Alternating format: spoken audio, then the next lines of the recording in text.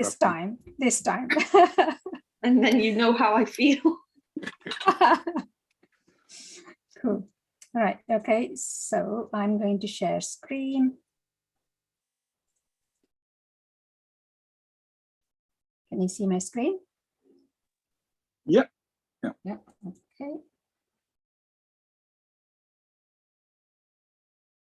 Come on. Is it happening? Happening, right? It is. It's just gone full screen. Okay, cool. Thank you. So this was a talk given in Lean Agile London 2022, and also Lean Agile Brighton as another little bit improved version. I hope this will be even further improvement when I go through this. What I've often found when we are working with our clients, our client organizations in major agile transformations or agile journey or whatever terminology people like to refer to this agile changes that are happening in major organizations, I quite often come across a lot of frustrations between experienced by the client as well as experienced by the agile coaches, agile advocates. So I was asking the question to myself, whatever that is happening, is this agile in itself, or is this coaching in itself? Is this agile coaching, agile as or coaching? So let's find out from yourselves, what do you think, what's happening, right?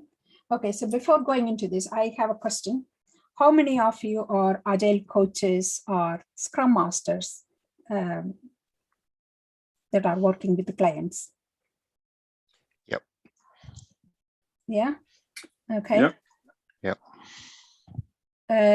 What about you, Andrew James? Sorry. Oh, you're on mute. Not currently. Basically, I'm not working in an agile environment, but I want to be. So okay. That's my, I'm sort of, I've done the certificates, but I've got the experience, but presently I'm not in that environment. But that's where I want to be. Okay. Yeah. Okay. Have you been have you been the client to the agile coaching, or have you been the customer to agile coaching? No, I've been actually Scrum Master in a project management, the kind of project role in the past. Okay. So something brought you here. Yeah, something brought you here to be an agile coach, as in not to the meetup, but I think. Well, I think it's an interesting topic. I think that because a lot of people try and adopt agile, and it doesn't really work because they don't really buy into it properly. They don't really get the whole mindset of it. So that's from my experience anyway. I think. Yeah. They may think, well, we want to try agile because everybody's saying it's great, but agile is something that needs to work on different levels, isn't it? I mean, you can't just try and pay lip service to agile. I think it has to be something which people have to get what it's about, and fundamentally, I think it's a kind of philosophy. It's a kind of it's a mindset, maybe you could say. Yeah. True. Thank you for saying that. So it is all about philosophy and mindset, and you have seen the Agile Manifesto itself is values and principles, right? Okay. So with that in our hand, we are in organizations where they are going through this agile journey, agile transformation, agile change. So when we are in an organization like that, what do you see as fundamental? What do we what do we refer Agile as? What is the fundamental thing to Agile we refer when we are in organizations going through Agile transformation? What is the one fundamental thing that you can take the hint from the picture here? What is one fundamental thing we refer in the Agile? Feedback. Huh? Feedback. Feedback. Fantastic. Yeah. Or do you want me to name the framework? No, not the framework. Not the framework. Okay. Yeah. Feedback. Okay. Delivering value incrementally. Delivering value incrementally. Yeah. Anyone else?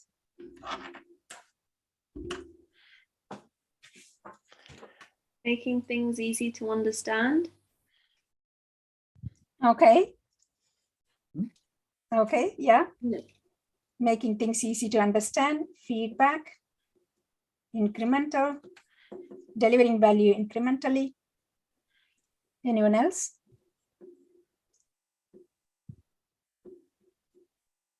All right. Okay. So I'll go with that. Flexibility. Oh, Yeah, sorry. Go on.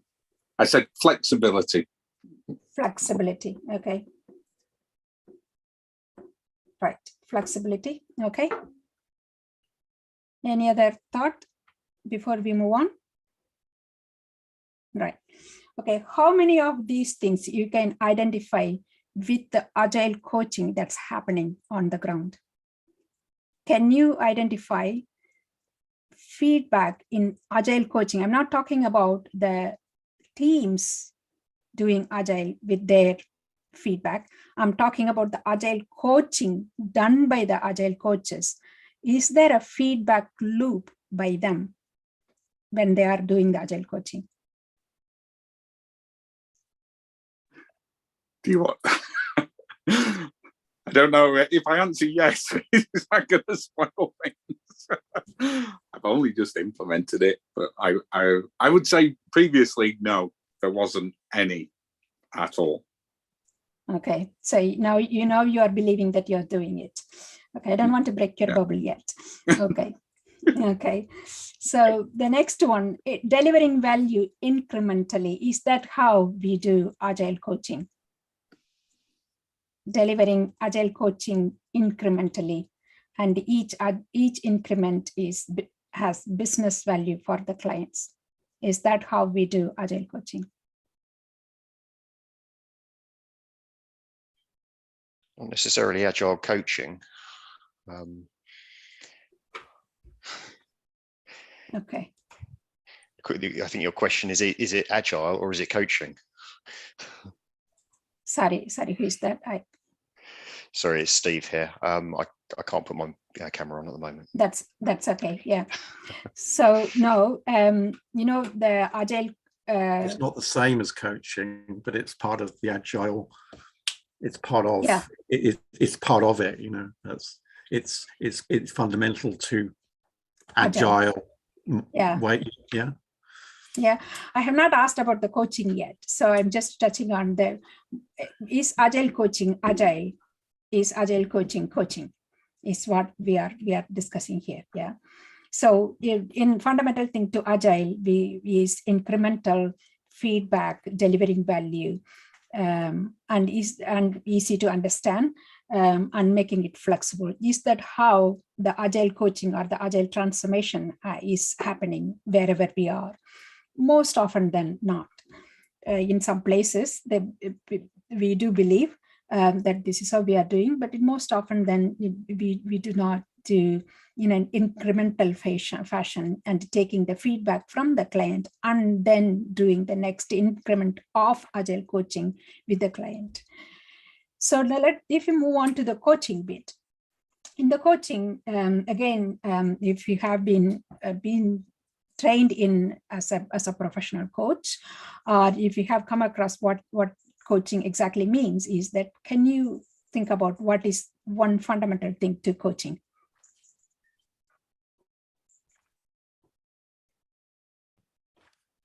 Listening. Okay, listening.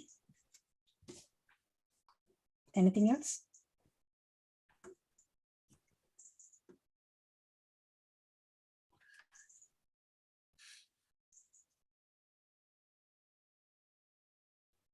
empowerment of the people that you're coaching. Okay, empowerment. Yes, it's giving a sense of autonomy to people. So rather than just being a traditional kind of teacher, it's like it's about that sense of autonomy to each individual that's involved in a particular project or situation. True. Yeah. Giving the autonomy to the people and not telling them. Yeah. You were going to say something, Terence? I was going to say mentoring in some ways and teaching. Yeah. Coaching is not mentoring. There is a difference between mentoring and coaching. Yeah. Yeah.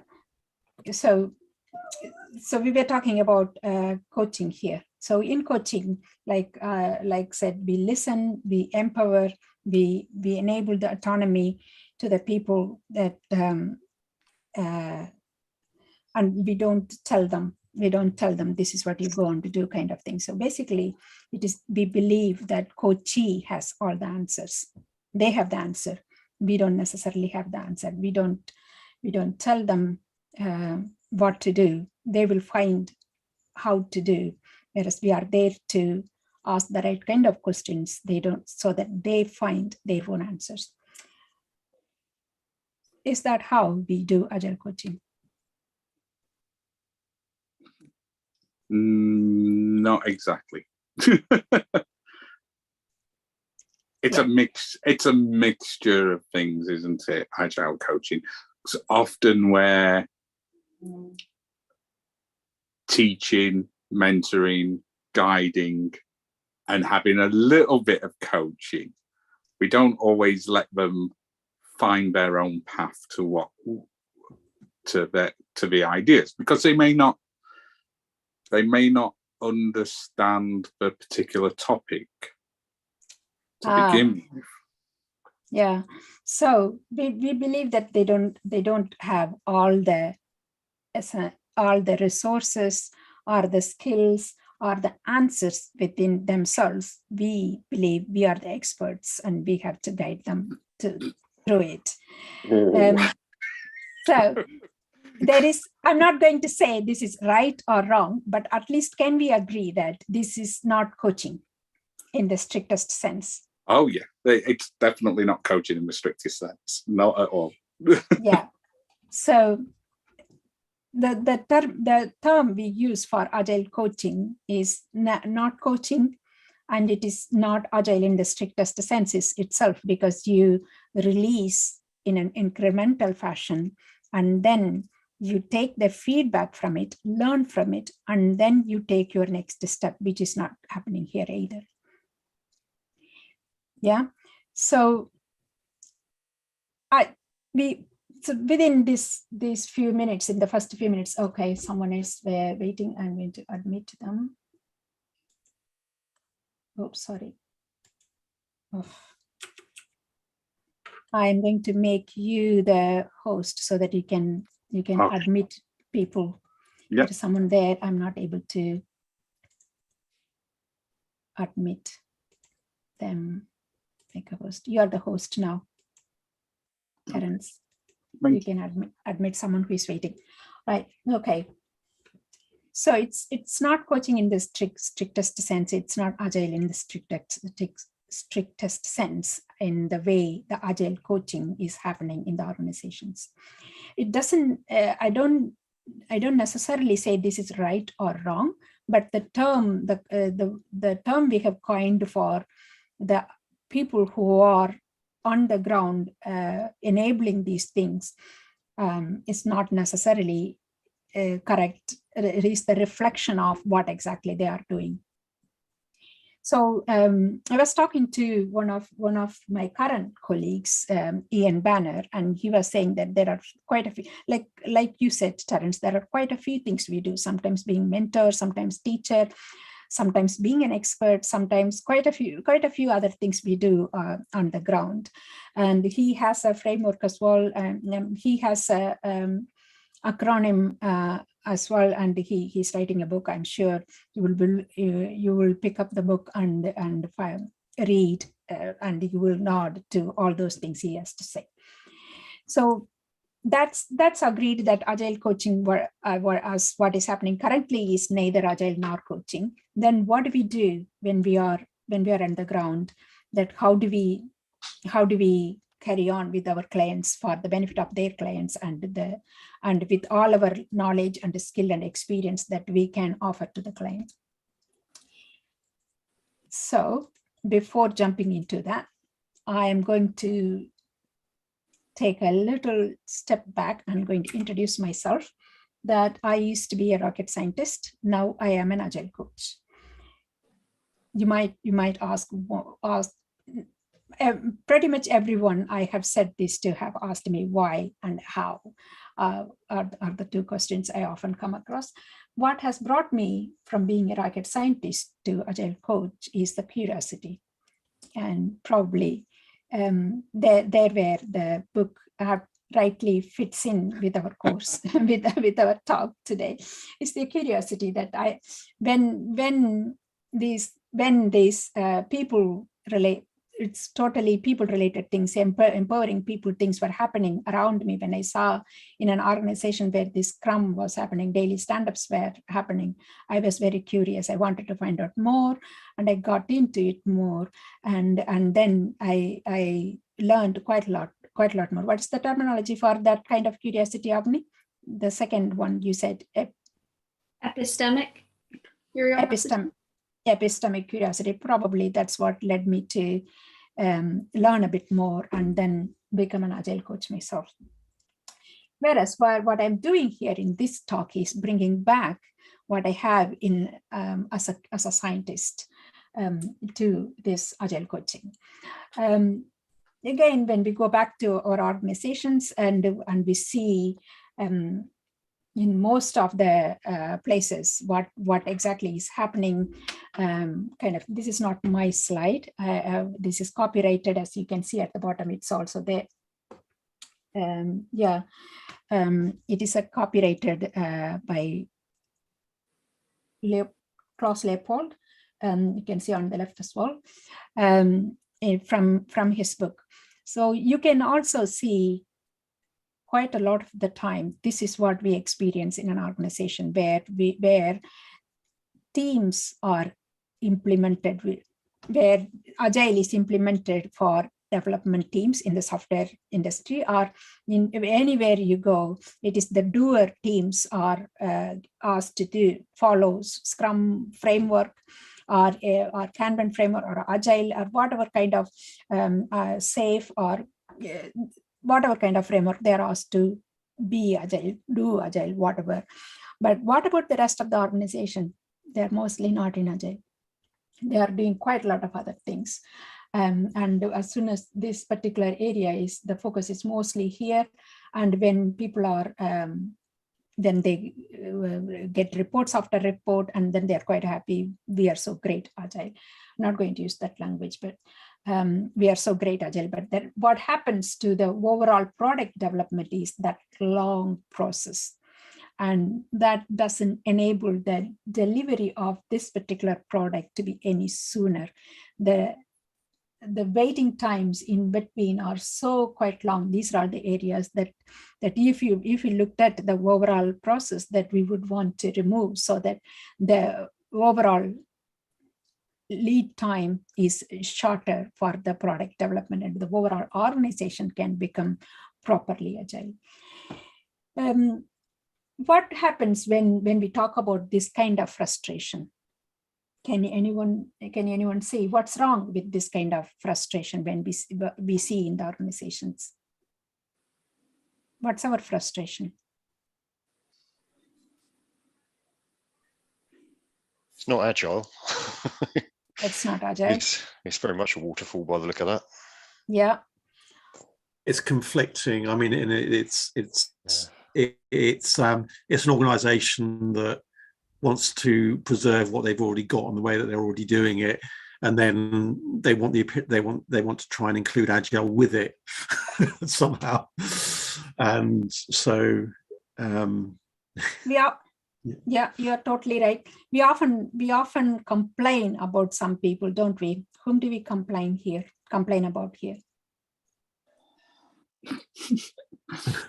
Me, everyone. Project managers, leadership, engagement managers. It's normally, I guess it's maybe it comes from the top. Really, just it's entrenched. If you've got a company that's entrenched in a certain way of doing things, it's quite hard to remove that because that's the way they want it done. So ultimately, it's the people at the top. Yeah, people at the top. There is also a term called frozen middle. Oh yes, the frozen middle management. Yeah, so the frozen middle management, right? So now I have a question. Is that our opinion or is that a fact? That they are frozen? No, all these complaints, all these people we complained about just now. Is that our opinion? Is that our judgment? Or is that our... It's a sweeping judgment, yeah. It's a generalized judgment. Yeah. So if you dig back a little bit more, it is a sweeping judgment, but it is a judgment nevertheless. And so so it's our opinion, right? It may be backed by a little bit of evidence, a little bit of experience. We couldn't even say it's evidence. We can say it's a little bit of experience. Experience essentially is subjective, right? Experience essentially is subjective. So it is our judgment. It is our opinion backed up by our experience, right? So it's not necessarily fact yet. It's not necessarily fact yet. So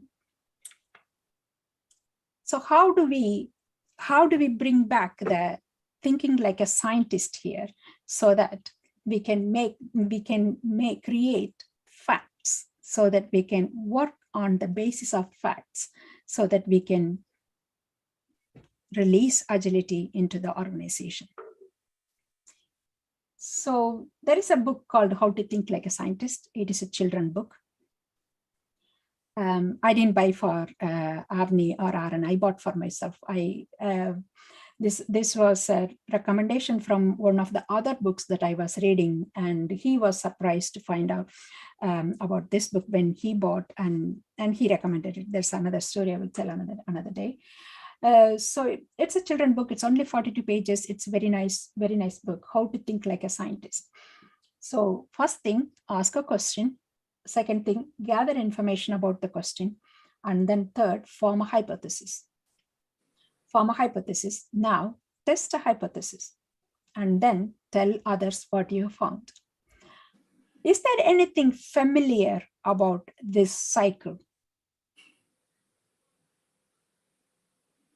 Is there anything familiar about this cycle? This is very agile, right? This is very agile. Tell others what you found is very much like our show and tell, or demo, or sprint review, or whatever you want to call it, right?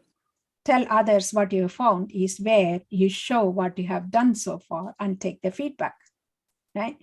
Ask a question is probably our use a story or a product backlog item, and gather information about the question is when you do the analysis. And then form a hypothesis is probably you're committing to test out the user story you have got, or build something, and then that you're going to release to the user so that you can take feedback from it. So this is how it works, right? Whereas now, if you take a step back, and if you go back to the slide we saw previously, that we asked a question, what's wrong with this organization? And then we discussed among ourselves. Okay, Avni, thank you for your time here. See you later. So we asked a question. We asked among ourselves, and we are kind of thinking that this may not necessarily, we may not necessarily have enough information, right? We may not necessarily have enough data to back up what we are saying. So now you can form a hypothesis. You can form a hypothesis that there is a frozen middle layer, and they don't do Agile. It's a hypothesis. It's a hypothesis. If you look up the definition of hypothesis, a hypothesis is an assumption that is made based on some evidence, which is what we have done, right? So the frozen middle management doesn't do Agile. Is the hypothesis we have taken based on our assumption and some backed up by some evidence, right? So that's the hypothesis we have got. So how do we know this hypothesis is true? You go out away and test this out with a few managers in the middle layer and see. You might be surprised, not all the middle layer managers are totally against Agile, right? You might find few of them quite willing to try Agile, maybe for their own career development, or maybe out of curiosity, if nothing else, right? So now there is our way forward. Okay, so what is the underlying condition? This particular middle layer manager is willing to embrace Agile. Now it opens up another hypothesis for you from the underlying condition. For example, if the underlying condition is career improvement, then that opens another hypothesis for us that when there is a middle manager, given that there is a career opportunity, they are looking to explore Agile. That's again a hypothesis, and test it out with a few other people. So you can keep on going like this. So what happens is you can build a backlog of hypotheses, and then you can explore how this goes. But again, going back to how Avni explained about curiosity, we should not get distracted into many different directions, and we should go to focused exploring of what this is. So, for example, if you are interested in empowering teams, So if you are interested in empowering teams, create the empowerment in the organization. And we have found out that when this is one such a scenario where a manager has empowered a team when they had less information. And we might have proved this hypothesis to be true with a few more tests as well. Let's assume that's the scenario. And now we have a proven hypothesis. Now we can release this to the organization. How? How are we going to do that? We look for conducive environment where the manager has less information, whereas the team knows more about the product, which you would find is universally the case. That the team members know more about the product they are building than the manager themselves, right? So look for those conducive environments where the proven hypothesis conditions apply here. Now you can enable, you can look for what was the trigger that manager, while the conditions were available, what was the trigger that the manager empowered the team? Create the trigger as being a catalyst there. So now you have found that this is the hypothesis we have tested, and the similar kind of conditions apply here. I have found the same kind here. I just need to create the trigger. If you create the trigger, then you have created the empowering environment in this organization, in this particular team. you can continue to test this, whether this is happening or not. So this is one hypothesis proven with the test samples. Now you are releasing into the organization while keeping a careful eye on what's happening there. And now you can move on to test another hypothesis.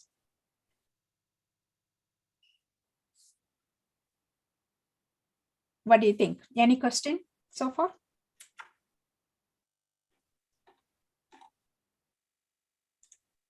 Any questions so far? Prem, taking that scientific method a bit forward, then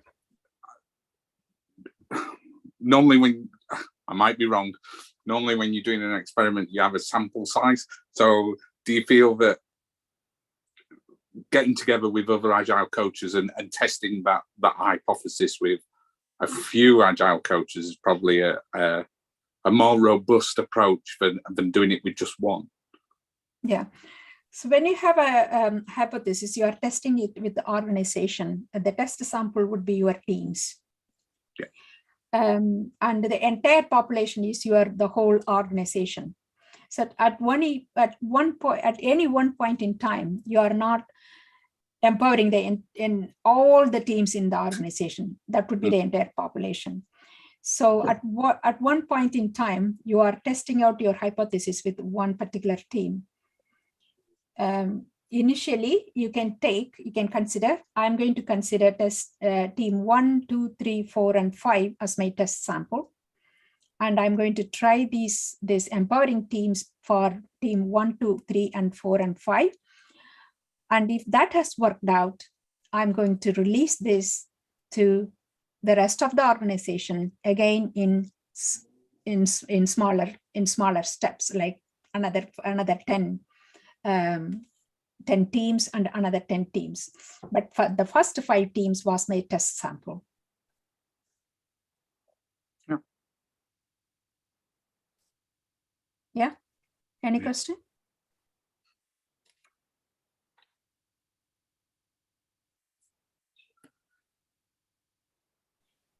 Okay, so if you Google, you can find there are few types of hypotheses. One of them you might have come across as well, called null hypothesis. Yeah, so in this particular form, when we use hypothesis, when X exists, Y will happen, which means there is a relationship. So when there are no information, a manager will seek that information from the team, and by empowering them, there is a relationship. We are looking for the relationship in that situation. So what a null hypothesis is, there is no relationship. What we are saying is that there are no relationship. So how the empowerment happens has no relationship to any underlying condition. It happens randomly, is the null hypothesis you will form. You can create a null hypothesis as well, which is like this. How do you empower a team? I don't know how to empower a team because I don't know what is the relationship here. Empowerment happens in a random fashion. I have not established any relationship to any underlying condition. Okay, that's fine. That's a hypothesis. Start with that. That's a hypothesis that there is no relationship. Now, go on to disprove yourself. So that's how you work with the null hypothesis, that you have a null hypothesis and disprove the null hypothesis. Now you disprove the null hypothesis and look for and observe wherever the empowerment happened and look for patterns. Look for patterns that might bring up the relationship. So look for similar patterns existing between the two or three, whichever the teams that you are observing for the empowerment that has happened. And if any pattern that clicked, that there exists a relationship. Yeah, create any hypothesis and try to disprove yourself. And that way Now you have a relationship, and now you start building your hypothesis backlog, and your cycle starts. Prove that, test the hypothesis, show to people, take feedback, and release the hypothesis to your organization with your watchful eyes. Move on to the next hypothesis. Any question?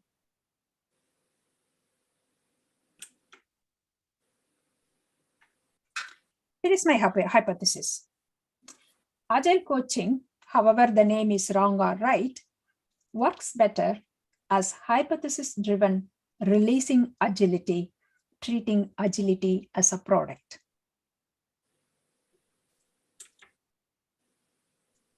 And this is my another hypothesis. Success rate is 80% higher. I'm getting even more specific. When releasing agility is driven by hypothesis than when hypothesis-driven approach is not used. How will we know these hypotheses are correct or not?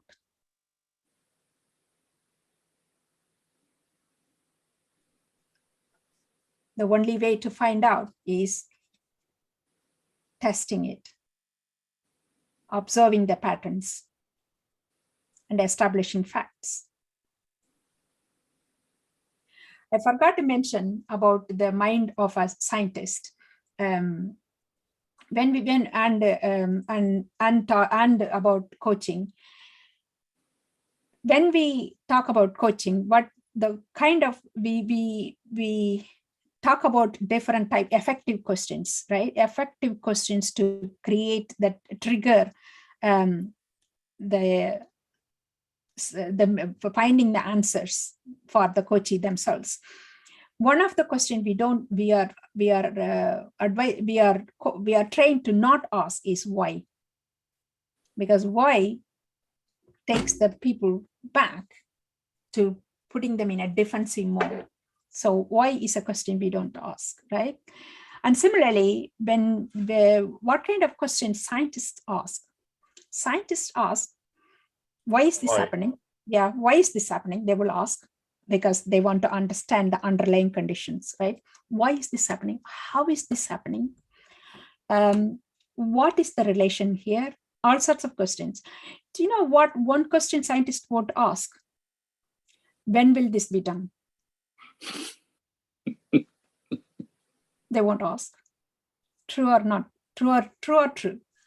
Well, it's the same with an artist that's writing a book. I mean, you say a novel, most books are abandoned, not finished, because it's difficult to finish. You have to be forced by deadline. Yeah. So scientists don't have deadlines. Scientists don't use deadlines. They are not driven by deadlines. So they will explore further and further until they are satisfied with the answer. They won't ask the question when. How we are driven by deadlines in the organizations. So we will have to be even more specific, even more smaller with our hypothesis, so that we are able to have some answers and some progress and some satisfaction for our scientific minds ourselves, that these hypotheses work and these hypotheses don't work, and I have this data to prove, and I have this data so that I can release agility into the organization for this assumption I started with. What do you say?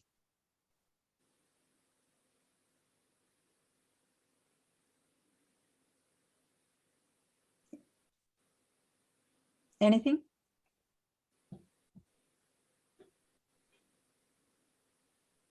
I've never seen you so silent, Terence. Letting other people.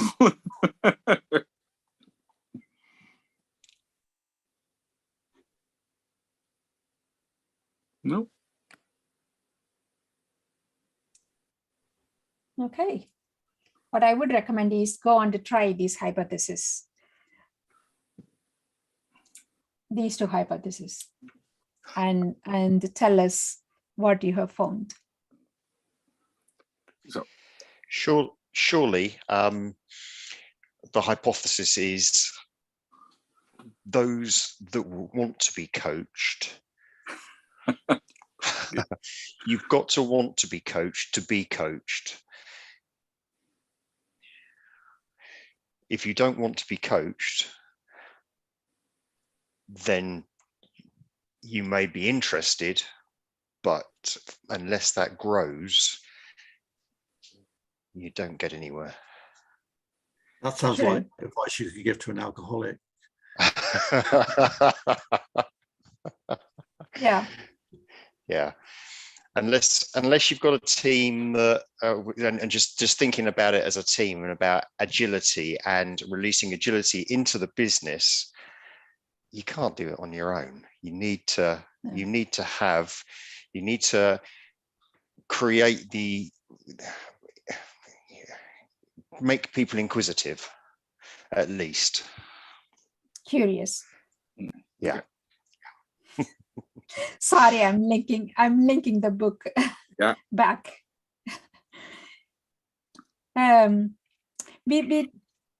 This was discussed in one another talk another time. So when people are not ready to be coached, then what do?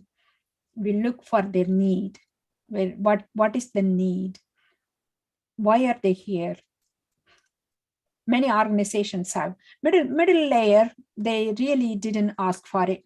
They are suddenly thrown into a situation. They are asked to be on this journey that they didn't even know what this is about, right? Whereas at least the top layer, they are asking for it. They are asking this agile to be implemented in the organization, either doing agile or being agile or embracing agile or whatever, right? So at least the top layer asked for it.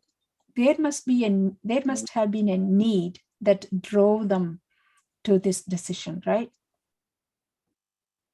And I'm pretty sure that need is not just for the top layer. I'm sure it is a bubbled up need from the team through the middle layer to the top. I'm sure we can find those needs in every layer. Hi, yes, go for it, Tutu. Yeah, thank you for this wonderful presentation, and it's bringing back a lot of memories because I started out as a microbiologist myself. So before I ventured into several other fields before I now came into the Agile world. So I'm very curious about the why question because to me, I've been told or there's several school of thought concerning asking the why question, and that it makes people defensive and want to defend themselves. So I'm just like, want to take you back and understand exactly context where you expect this to be used, because if you are asking about it when you're in the lab or trying to understand why an experiment is going a certain direction, as a coach, I can hack that question in my mind to like raise my level of awareness of what is happening between, in my own head, in my own sense, and to understand and be aware of what is trying to happen for the coachee. So, but asking the why question out loud is kind of like make people like, so can you shed more light, please? Okay. Can you remember the 5 whys we ask for in root cause analysis? Yeah. Yeah. So we are looking for the root cause that has caused this particular thing to happen, right? So when it is between people, when a coach and a coachee are sitting and talking about certain things, and when someone asks the question why, it is about going back and finding the cause to what happened. So that is essentially when when someone is saying that, I don't like this, why? Then it will have to be a justification, that they have to justify why I don't like this, or I didn't do it, or I did it. So when someone asks why, then I have to go back and justify why it has happened. Because when we go back, then when we are explaining what happened there, we are not asking what happened, we are asking why it happened. So what's the root cause for that particular point? So it's very difficult for people to remove themselves from it and only look at the events that led to this, especially when someone is asking them why this happened. If we are talking about a third person or an event that people are not attached to it, if an event that is happening that has no relevance to the people who are talking about it here, then you can objectively look at the events that had led to this particular thing happen. Even so, even then, you would be surprised how humans identify themselves with the things that are happening, and they will say, that is more like me when I did this last time. So if you are talking about something that happened in a clumsy manner, if the people here, one of them is likely to identify themselves that I did this last time. So this is justifiable. Surely this is not wrong. So I have to justify. So even if you think about the juries, 12 juries in a court case, many juries will identify themselves with the person being accused, or the person who is a victim, or the events that has led to those things. That's why people bring 12 different juries from different backgrounds, so that even when people are identifying themselves with those situations, then a relatively fair judgment can be achieved. It's human nature. It's just human nature. We relate ourselves. We relate to those things, and we find the need to justify our actions. That's what I believe. That's what I think.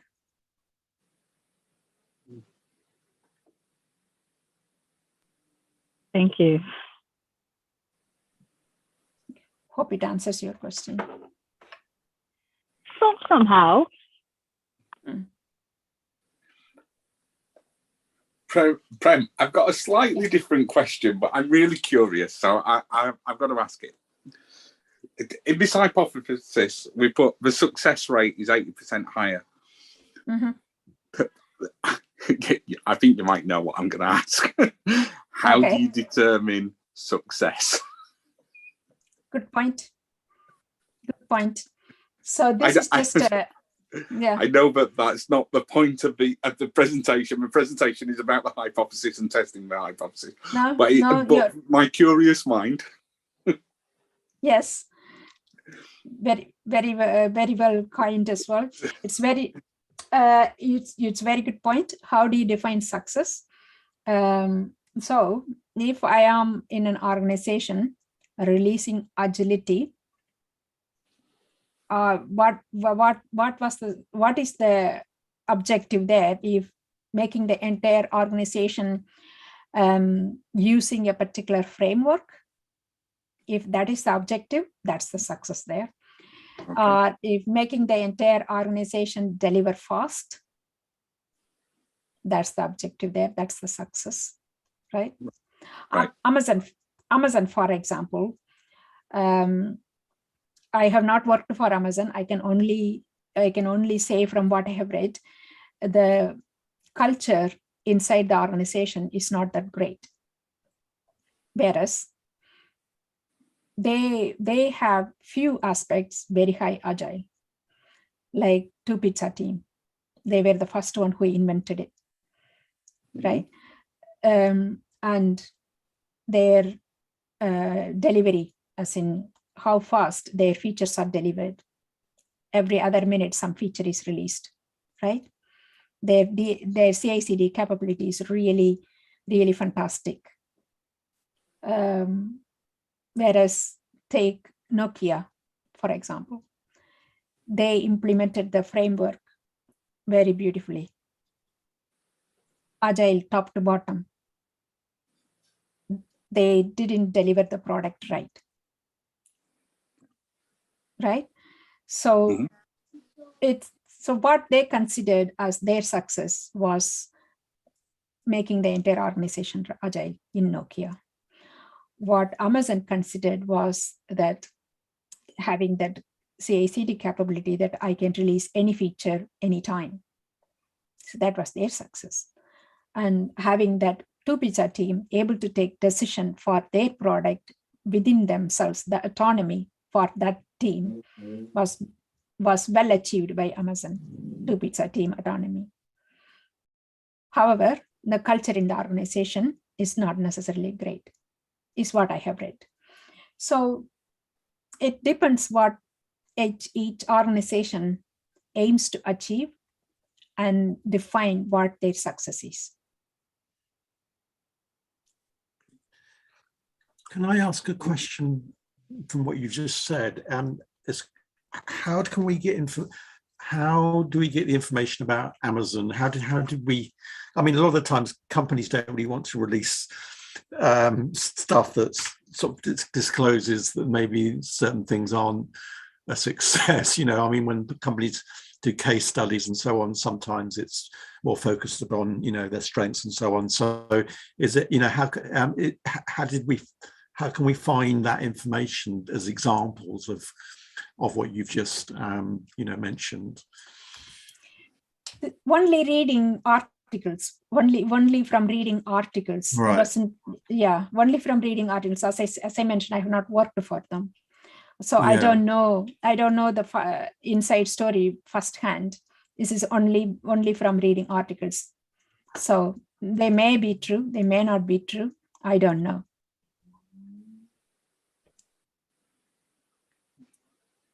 Whereas Netflix, for example, it is also, again, I have not worked for Netflix, but I have read so much about Netflix, about the culture. Good or they have bad? good culture. They are known for good culture, fully empowered team, and the team take decision themselves. And you can watch Reed Hastings' TED Talk. It's really a TED discussion. It's not a talk. He didn't give a talk. It was Chris Anderson and Reed Hastings chatting with each other. And in one of the things he mentioned, he says that he doesn't know what the decisions are happening within his organization. He was the CEO of the organization. He doesn't know all the decisions that are happening in the organization. He would wake up to find out that they have expanded the market to another region, which he was not aware of, he was not involved in. And that's the empowerment that happened within the organization. And he was quite comfortable. He's quite happy with the way that the organization was going.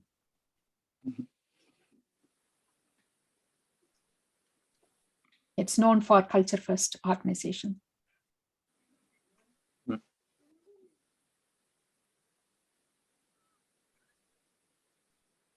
Anything else?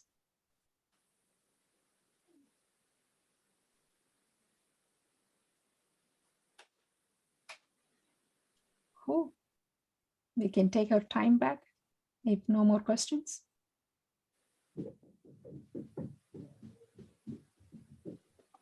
Terence, do you want to come back and say about the Capgemini sponsorship and other things? Yep. Sorry, you may be hearing my son running upstairs at the moment. So you have to excuse me. Okay. So stop sharing. Where are we? Yeah.